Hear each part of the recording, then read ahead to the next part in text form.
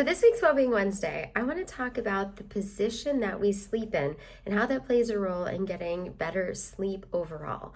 What we know is that for individuals that are sleeping on their backs, many times we will experience more snoring during these stages. It has even gotten to the point where individuals will sew a tennis ball to the t-shirt on their back, so then that way it forces them to roll to their sides so that they're not sleeping on their back as frequently.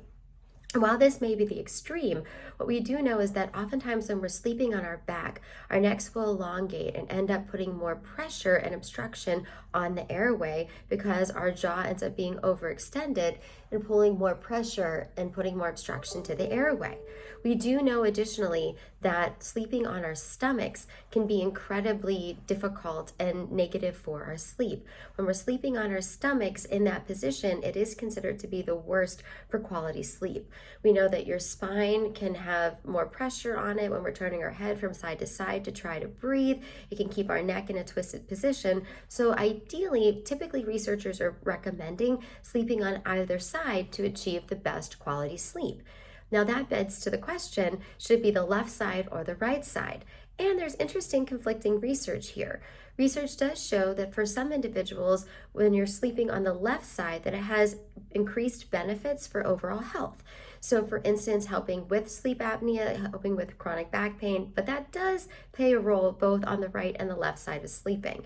So specifically, when we're sleeping on the sides, when we know that we're sleeping on the left side, it can typically reduce acid reflux, heartburn, boost digestion, stimulate overall drainage of toxins from the lymph nodes, and even improve circulation. Additionally, we know that it can help to filter out brain waste faster, knowing that sleeping on that side will help to improve our brain health and our cognitive functioning.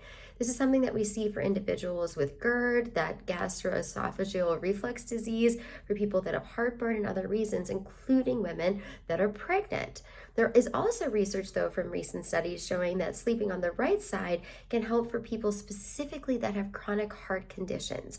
What this does is it can potentially put less pressure on the heart. And so the results show that in general, right side sleeping can help to stabilize blood pressure and heart rate as well.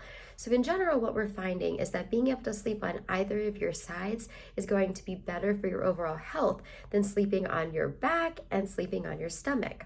We do know that there can be different mattresses to determine whether it's too soft and is putting more pressure on the body because of the pressure points, or too hard where it can actually reduce the ability to have that full elongation of the spine without overextending it.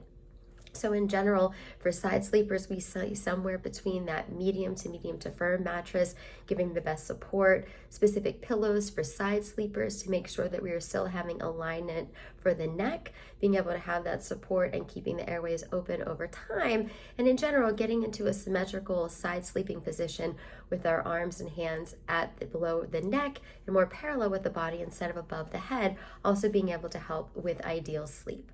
So regardless of what position you are sleeping in, we do know that sleeping on our sides, research does show, tends to be the most beneficial to overall health, right or left side. Many benefits to sleeping on the left, as well as for some on the right. Be well.